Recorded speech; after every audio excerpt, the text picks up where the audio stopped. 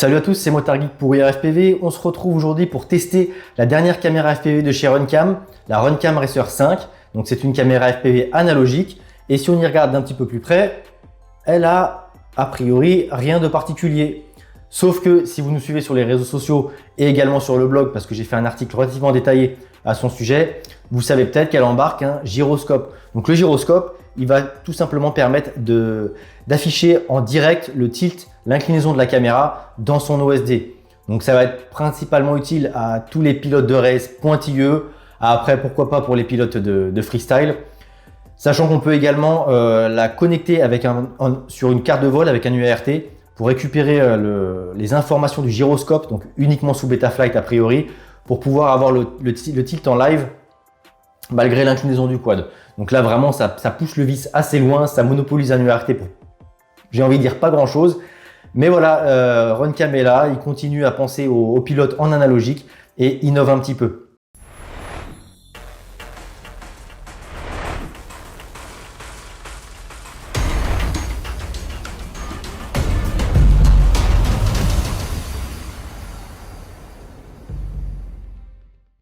Donc pour ce test, comme on était confiné quand j'ai commencé, j'ai fait trois rushs, des très courts rushs dans mon jardin, mais à chaque fois au zénith. Donc j'ai pris la position du soleil par rapport à ce que disait Google et la météo. Donc au zénith avec un ciel nuageux et au zénith avec un ciel ensoleillé, donc avec du bon soleil.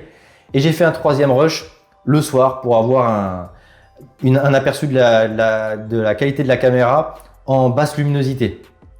30 minutes après le coucher de soleil. Donc vraiment le soleil était bas et on peut voir sur les rushs on voit la lune dans le ciel. Donc ça c'en est tout pour le protocole. Je vais vous laisser donc avec les images de vol et juste après, puisque là on est dimanche et c'est le premier week-end après le confinement, après le déconfinement, et j'ai pu également effectuer un vol en plein air. Donc je vous mettrai quand même peut-être, je pense, quelques images en fin de vidéo. Et surtout, je vous expliquerai les modalités du concours puisque cette petite vidéo va faire également office de giveaway pour gagner tout simplement une caméra Runcam Racer 5 toute neuve, non pas celle-ci qui a été utilisée dans le test, mais une caméra neuve qui nous a été envoyée en double par Runcam.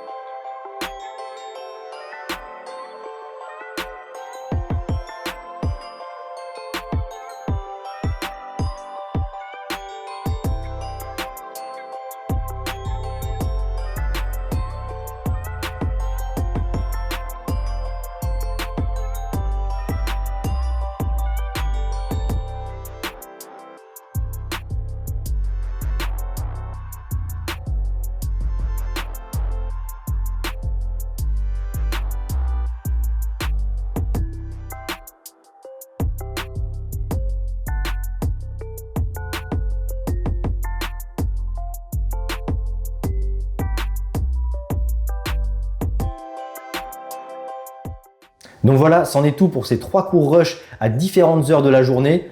Je ne sais pas ce que vous en pensez, n'hésitez pas à me le mettre dans les commentaires, mais je trouve que cette Runcam 5, elle a tendance à se diriger vers des couleurs relativement flatteuses de la Predator. Alors c'est dommage que j'ai pas mis la Predator dans ce Battle Cam, j'ai mis la T-Rex tout simplement parce que c'est la dernière caméra de chez Foxeer, mais personnellement la T-Rex, je la trouve un petit peu en retrait par rapport au Foxeer Predator et Falcor que personnellement je préfère.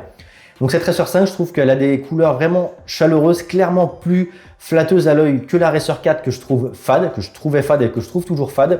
Donc là, clairement, c'est un bon point pour la Racer 5 par rapport à sa grande sœur, la Racer 4, sa grande sœur, même si elle a un numéro plus petit. Et en plus de ça, elle est plus chaleureuse sans perdre en netteté, en précision. Je dirais même qu'elle est plus précise que la Racer 4.